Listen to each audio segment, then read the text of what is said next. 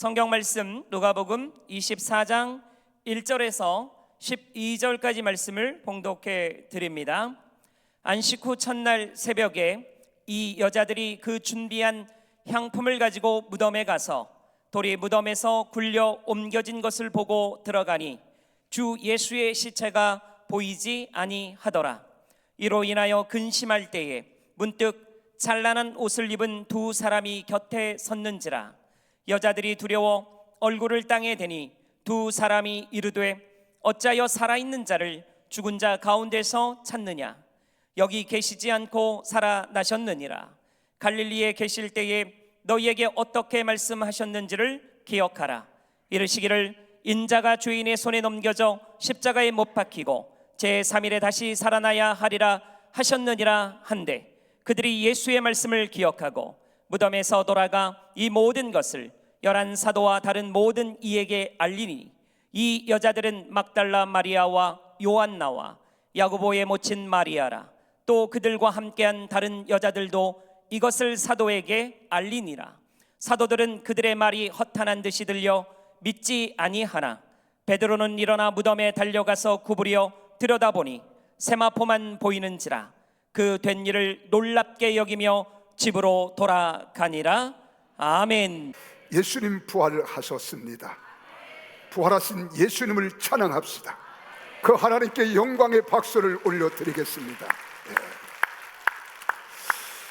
제가 예수를 믿고 수십 년 동안 이 부활절을 맞이했지만은 이번 주간처럼 우리 주님을 사모해 본 적이 그리 많지 않았던 것 같아요. 우리가 부활절을 지내면서도 형식적이고 그냥 하나의 과정 속에 의식을 지켰을 뿐, 진정 부활하신 주님을 만날 수 있다면 기대하는 마음은 있었지만은 늘 사모하고 외치고 말씀을 전했던 목사이지만 늘 주님 앞에 부족했었어요.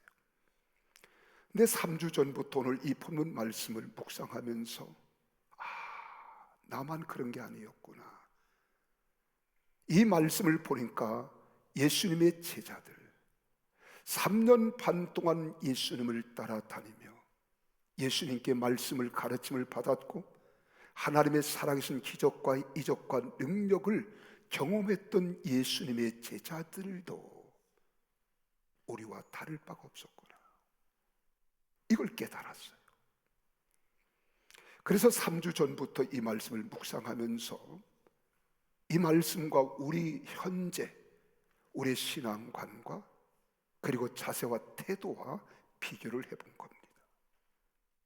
오늘 여기 27장 55절 56절을 같이 한번 읽어보실까요? 55장 56절입니다 55절 50 시작. 갈릴리에서 예수와 함께 온 여자들이 뒤를 따라 그 무덤과 그의 시체를 어떻게 두었는지를 보고, 잠시 숨을 돌리세요.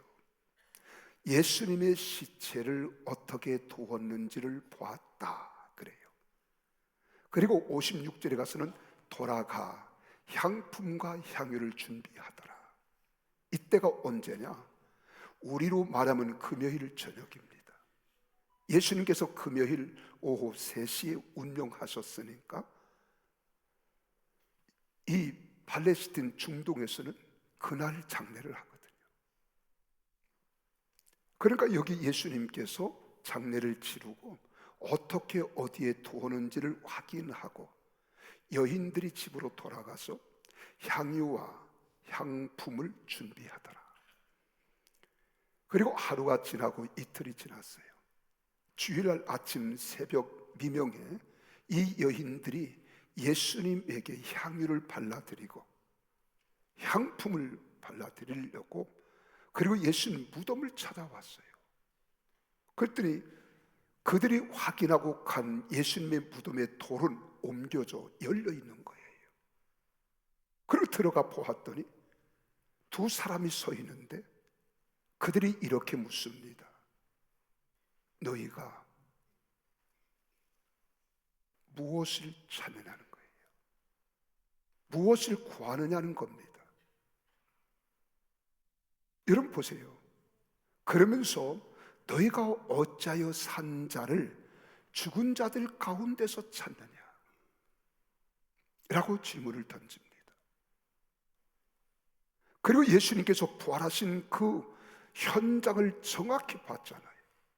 여기에 예수님을 장례를 치른 무덤이라는 것도 확인하고 돌로 꽉 닫혀 있었던 것도, 인봉한 것도 확인했는데, 이제 와서 보니까 돌은 옮겨져 있고 예수님은 계시지 않고 예수님 입으셨던 수의는 깨어 있고 예수님이 안 계신 거예요. 근데 그때 두 사람이 딱 나타나는데, 이 두 사람 천사가 너희가 무엇을 찾느냐는 거예요. 얼마나 놀랬겠어요. 그래서 납작 엎드려서 두려워하는데, 이 천사들이 그렇게 말합니다. 살아있는 자를 죽은 자 가운데서 찾느냐? 여기 계시지 않고 살아나셨느니라. 이 소식을 듣고서는 감격에 겨워서 예수님의 제자들은 사도들에게 온 겁니다. 그리고 예수님이 부활하셨다, 살아나신 예수님에 대하여 이야기했더니, 그때 예수님의 제자들인 사도들이요, 이미 오래전부터 예수님과 함께 동고동락했고 예수님의 말씀을 들었고 배움을 받았던 이 제자들 아니에요.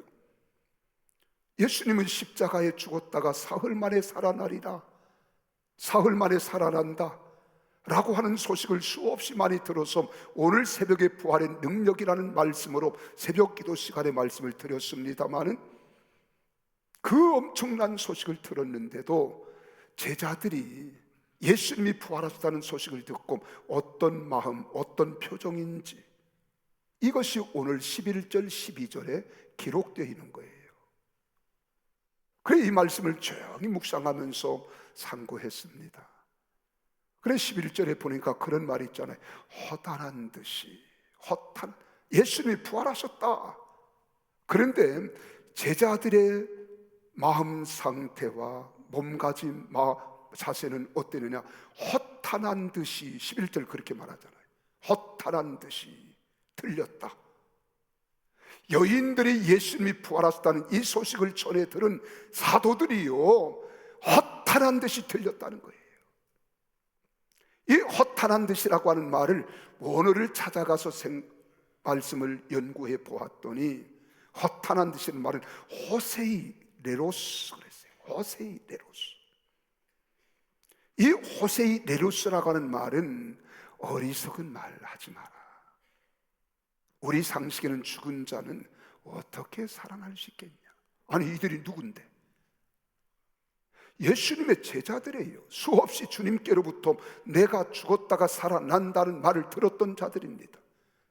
그래 그들이 말을 하는 거예요. 어리석은 말하지 마라. 또 쓸데없는 잡담하지 마라. 우리 그러잖아도 예수님 돌아가셔서 마음이 사나운데 왜 쓸데없는 잡담을 하니? 이 말이에요.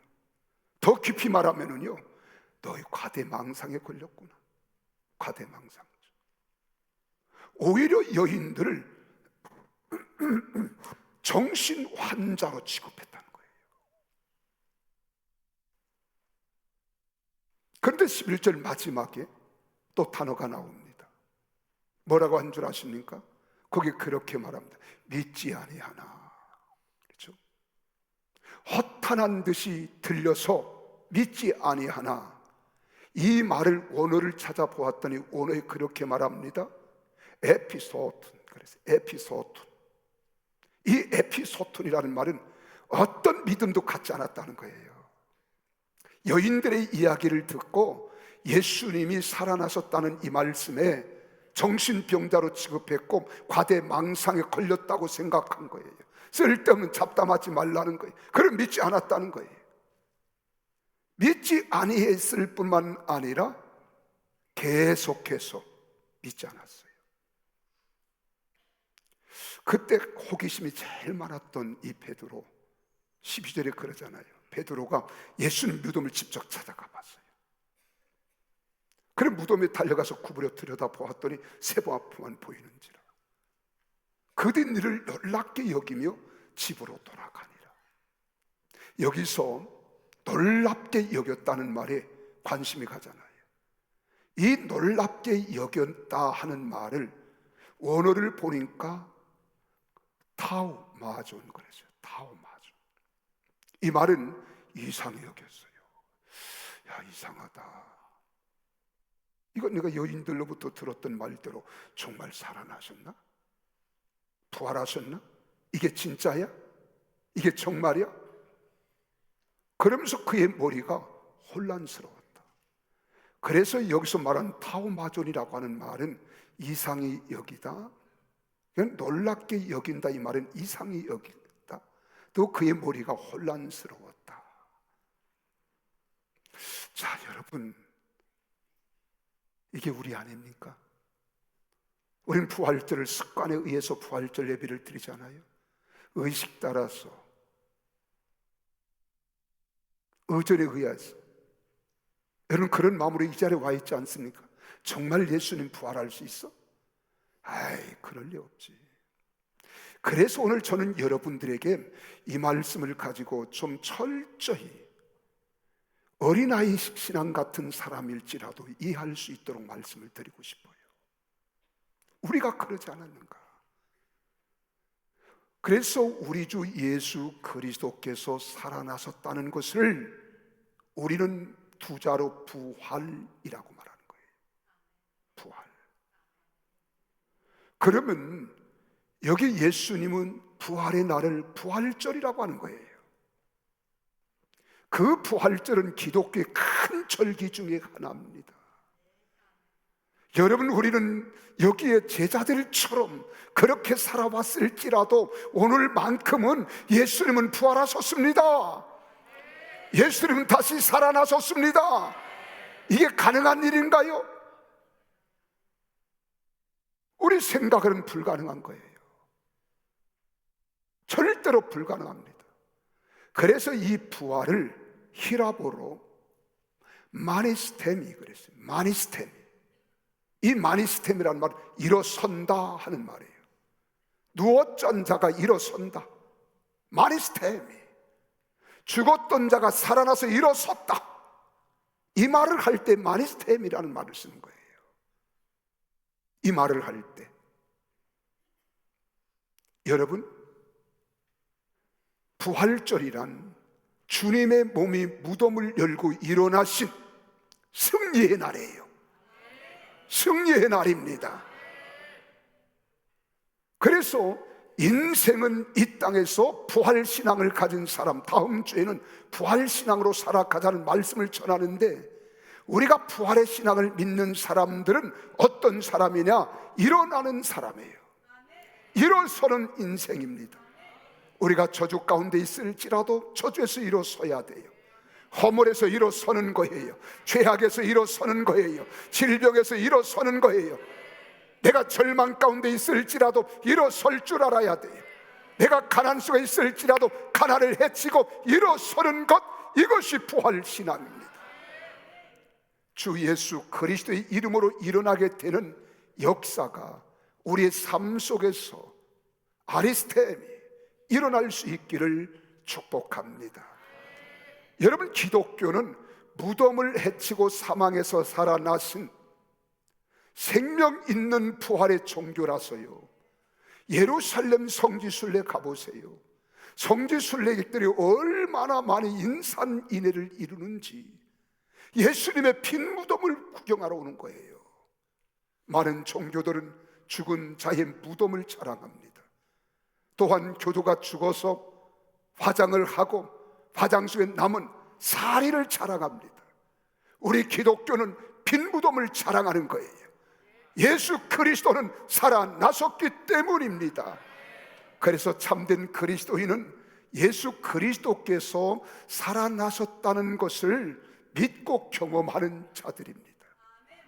우리의 삶 속에서 변화되어야 됩니다. 살아나는 경험이 없으면 그는 예수님의 부활 생명을 믿는 그리스도인이라고 할 수 없는 거예요. 어떤 상황이 있어도 우리 그리스도인은 부활하신 예수님의 이름으로, 예수님의 능력으로 일어서야 하는 겁니다. 반드시 일어서야 되는 거예요. 이번 주간에 우리 집사님 가운데 부동산업을 하신 분이 계세요.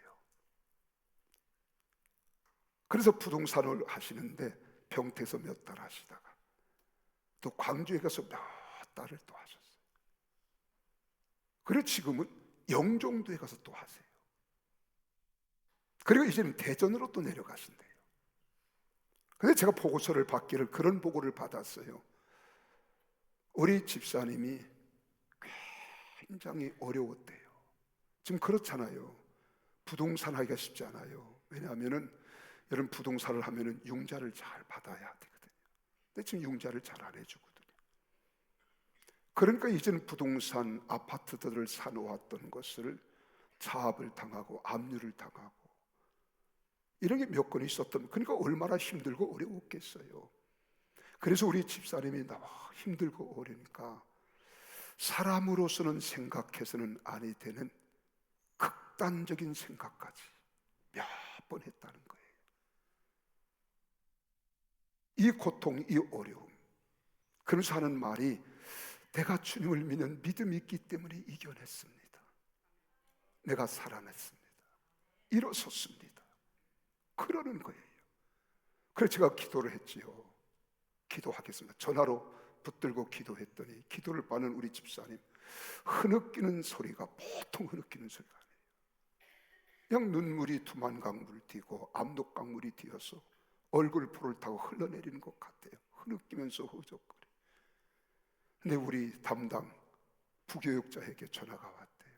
목사님이 직접 전화하셔서 이렇게 기도해 줄 줄을 몰랐다고, 이제 소망이 있다고, 일어난다고.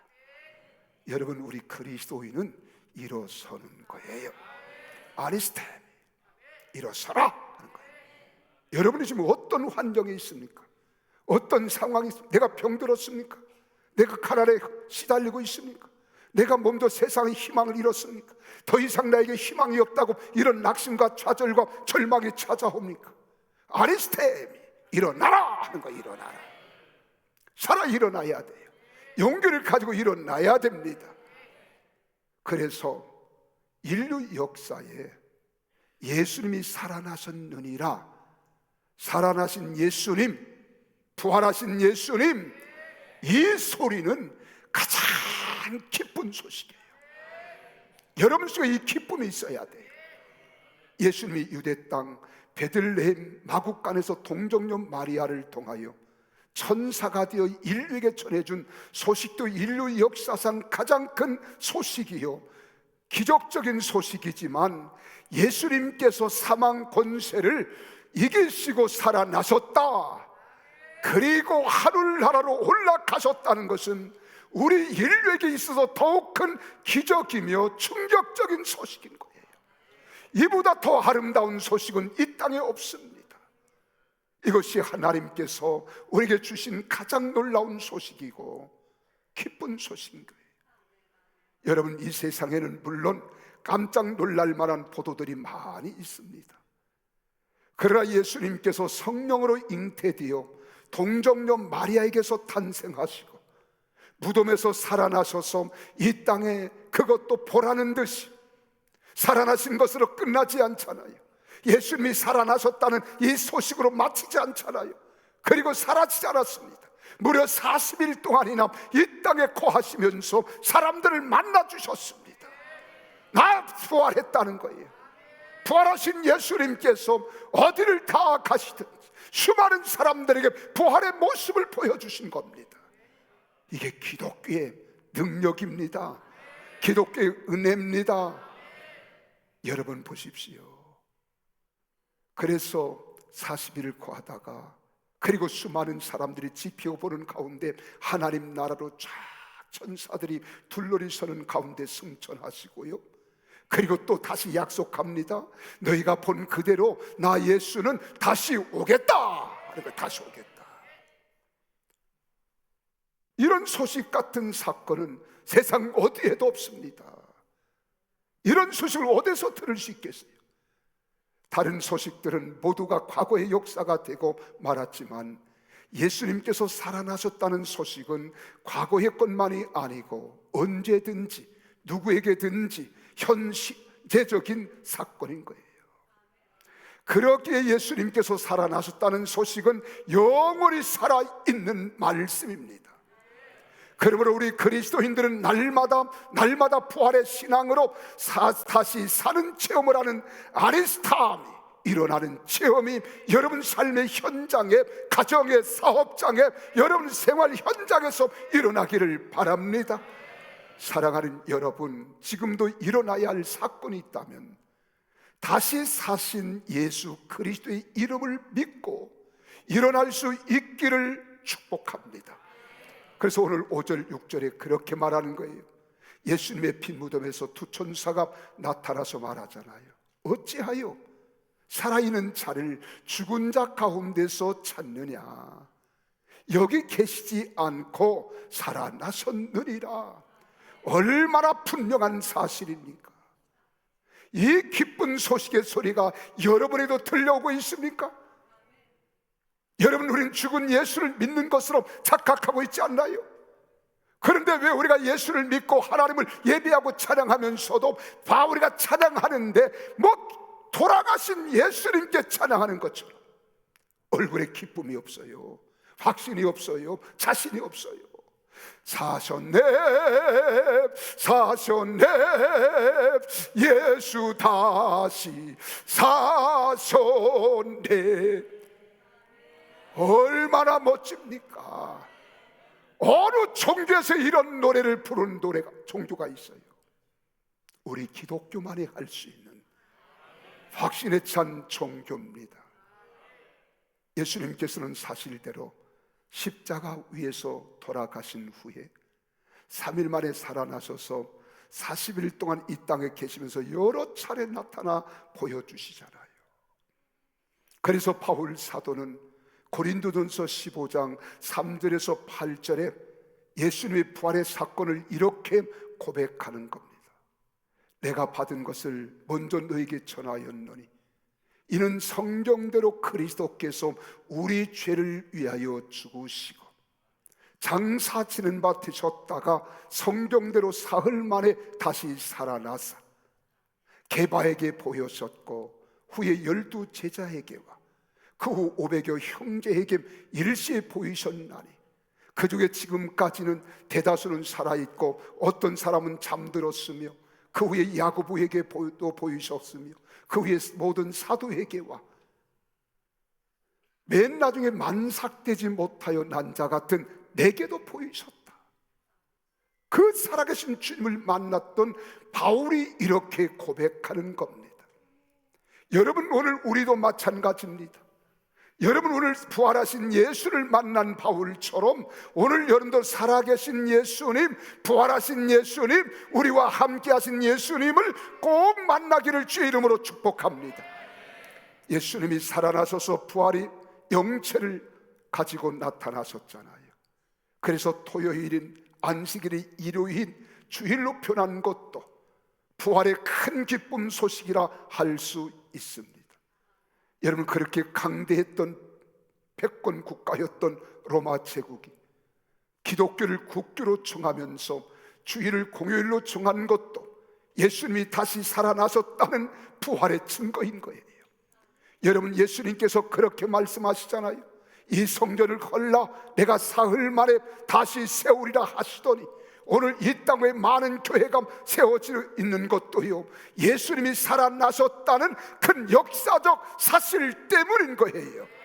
여러분이 이 자리에 나와 계신 것도 부활하신 예수님이 다시 살아나셨기 때문에 그 부활하신 은혜의 주님을 찬양코자 나온 줄로 믿으시기를 바랍니다. 그래서 예수님이 부활하셨습니다. 부활하신 예수님 생각만 하면 기쁨이 생기는 거예요. 나의 기쁨, 나의 소망 되시며 나의 생명이 되신 주, 밤낮 불러서 찬송을 드려도 늘 아신 마음 뿐일세. 이런 찬송을 불러도요, 얼굴에 바가지상을 하고 있어요. 우거지상을 하고 있어요. 나의 기쁨, 나의 소망 되시며 나의 생명이 되신 주, 이러고 찬양하는 사람 앞에 나와본 과간입니다. 우리 주님 살아나셨습니다. 그러니까 예수님께서 살아나셨다는 것은요, 제일 또 큰 기적이에요. 이보다 큰 기적이 있을까요? 여러분, 기적이라고 하는 말을 히브리어로 우리는 오도라는 말을 씁니다. 오도.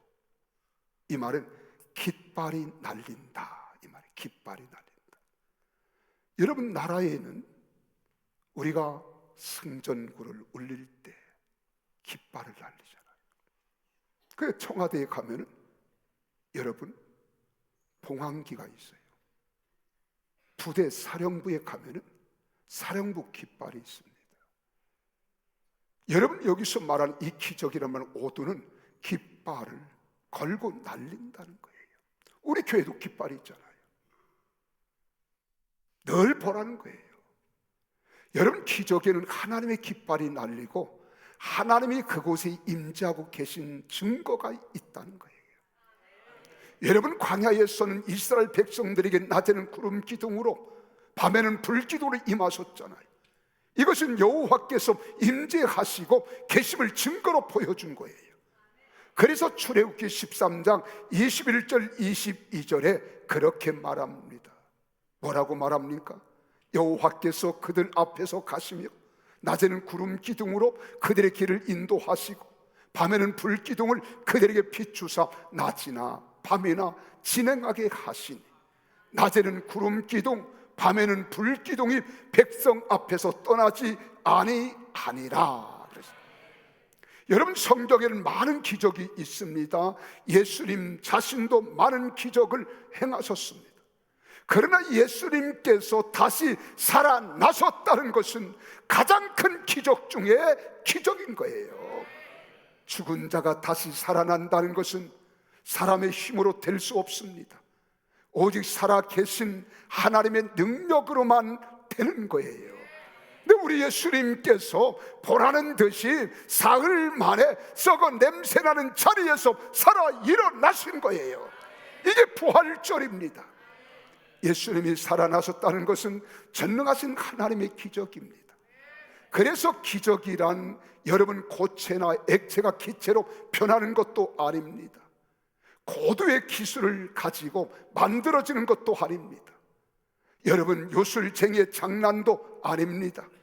진보된 학술의 응용도 아닙니다. 더더욱 최면술도 마술도 아니에요.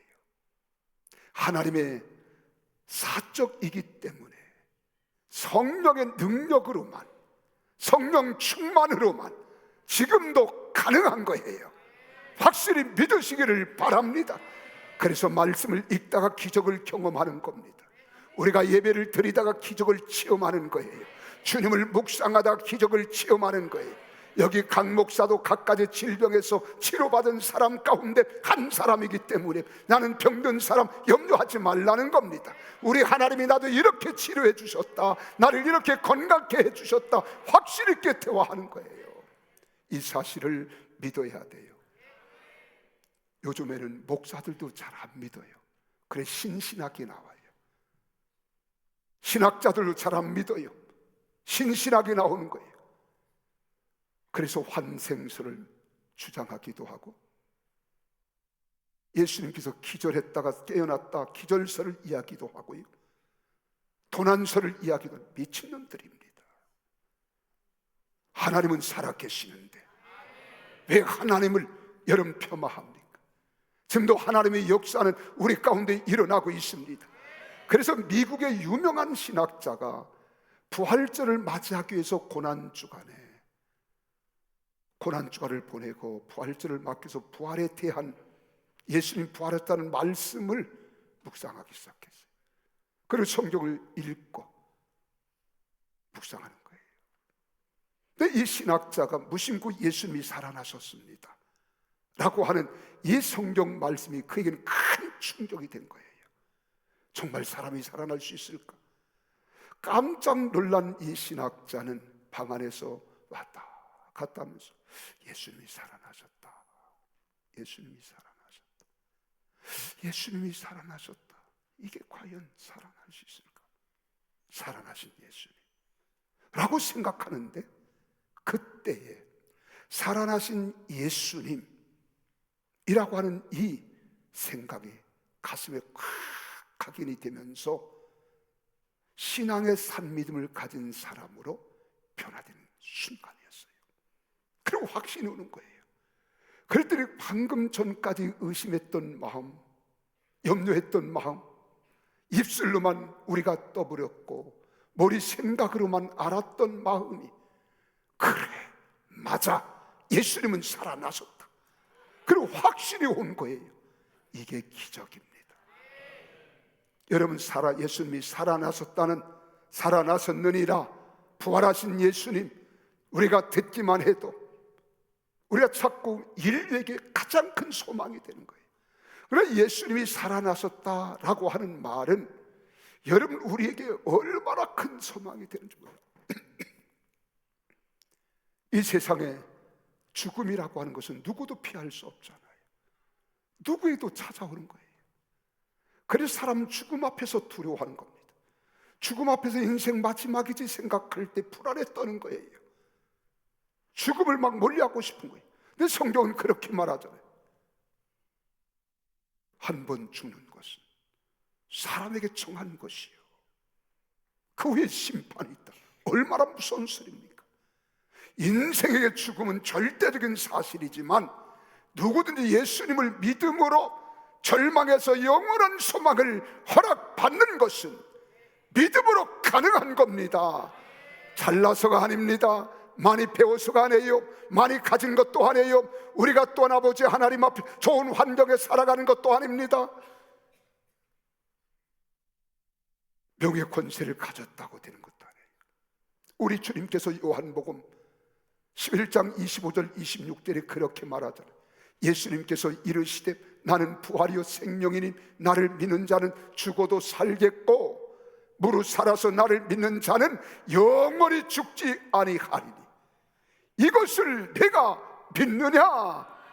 내가 다시 한번 여러분들에 묻습니다. 예수님이 다시 살아나신 것처럼 여러분들이 다시 살아날 것을 여러분이 믿으십니까? 확실히 믿으십니까? 정말로 믿으세요? 믿어야 돼요. 이게 가장 큰 소망입니다. 주님이 그걸 우리에게 말씀하는 거예요. 사람도 동물도 자연도 모든 생명체가 생명에서 생명이 나온다는 것은 우리는 잘 알고 있습니다. 예수님께서 다시 살아나신 것도 모든 죽은 자의 생명력이 되어주신다는 거예요. 그래서 고린도전서 15장 20절에 말합니다. 그러나 이제 그리스도께서 죽은 자 가운데서 다시 살아나사 잠자는 자들의 첫 열매가 되셨도다. 첫 열매. 예수님이 부활하신 것, 나도 부활한다는 거예요. 이 믿음을 가지라는 거예요. 그래서 요한복음 5장 28절 29절에 보면은요, 이를 놀랍게 여기지 말라.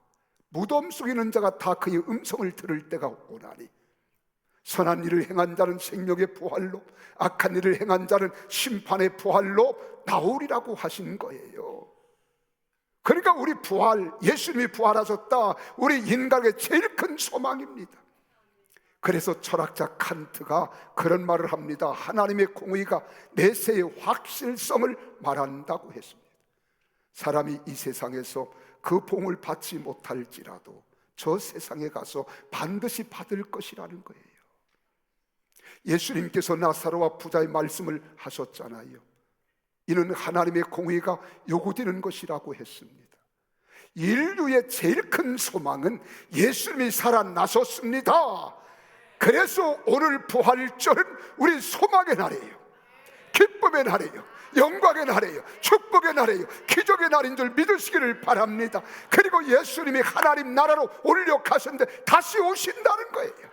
너희가 하늘로 올려가신 본 그대로 다시 오시겠다. 우리 주님 오실 줄 믿으시기를 바랍니다. 그래서 우리는 좌절하지 않는 거예요. 절망하지 않은 거예요. 포기하지 않은 거예요. 다시 오실 주님을 맞이할 준비로 우리가 이렇게 믿음을 가지고 말씀대로 살아내는 겁니다. 말씀을 마칩니다. 사랑하는 여러분, 예수님 살아나셨습니다. 사망 권세를 이기셨습니다. 무덤을 열고 살아나셨습니다. 그래서 인류 역사에서 제일 큰 기쁨의 소식이 예수님의 부활하신 예수님이 이 세상에서 제일 큰 기적입니다. 인류에게 제일 큰 소망이 되는 겁니다. 제일 큰 기쁨의 소식이자 큰 기적의 날인 2026년 부활절 이 아침에 이 나라 이 민족이 다시 살아나기를 바랍니다. 패망의 정권들이 물러가고 새 나라의 정권이 들어서야 되는 거예요. 여러분 교회와 성도들 위에도 큰 소망으로 가득 차기를 다시 살아나신 예수 그리스도의 이름으로 축복합니다. 그런 인생 살아가기를 원하시면 아멘 하십시다. 나도 다시 일어서리라.